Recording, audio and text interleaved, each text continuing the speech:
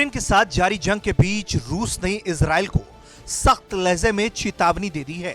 रूस के प्रधानमंत्री दिमित्री मेदवेदेव ने चेतावनी देते हुए कहा है, इजराइल द्वारा यूक्रेन को सैन्य मदद की पेशकश करना रूस और इजराइल के बीच संबंध को गंभीर रूप से नुकसान पहुंचाएगा।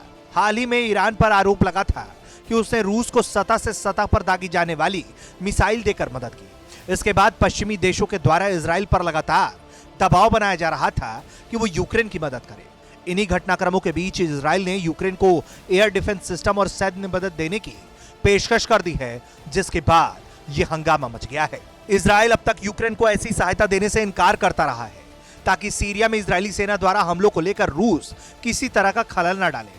लेकिन यूरोपीय देश और अमेरिका इजराइल पर दबाव बना रहे थे कि वो कम से कम यूक्रेन को डिफेंस सिस्टम के मामले में मदद करे। इजराइल के प्रवासी मंत्री नचमन शाई ने यूक्रेन को सैन्य मदद देने की घोषणा की है।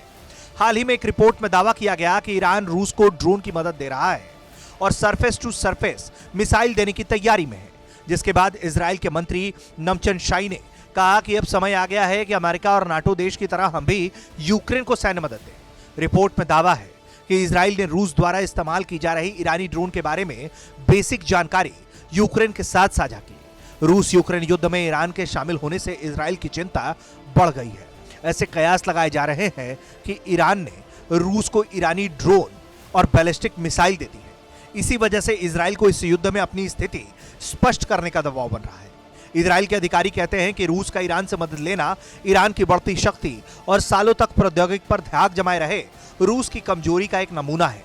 यूक्रेन को सैन्य मदद की पेशकश के बाद भी इजराइल रूस को नाराज करने से डर रहा है। इजराइल को डर है कि रूस आर्थिक, राजनीतिक और सैन्य रूप से इजराइल को नुकसान पहुंचा सकता है। इसलिए इजराइल यूक्रेन के साथ सीधे से शामिल ना होकर गोपनीय तरीके से मदद कर सकता है। इजराइल का विभिन्न देशों को गुप्त रूप से हथियारों और प्रशिक्षण प्रणालियों समेत सैन्य मदद देने का इतिहास रहा है। लेकिन जिस तरीके से रूस की तरफ से इजराइल को धमकी दी गई है और इजराइल की जो मजबूरी सीरिया के अंदर है, उसे देखकर ऐसा लगता है कि जरूर आने वाले दिनों में अगर पश्चिम के दबाव में इजराइल कोई कदम उठाता है तो रूस की तरफ से उसे भारी नुकसान उठाना पड़ सकता है। ब्यूरो रिपोर्ट, भारत तक।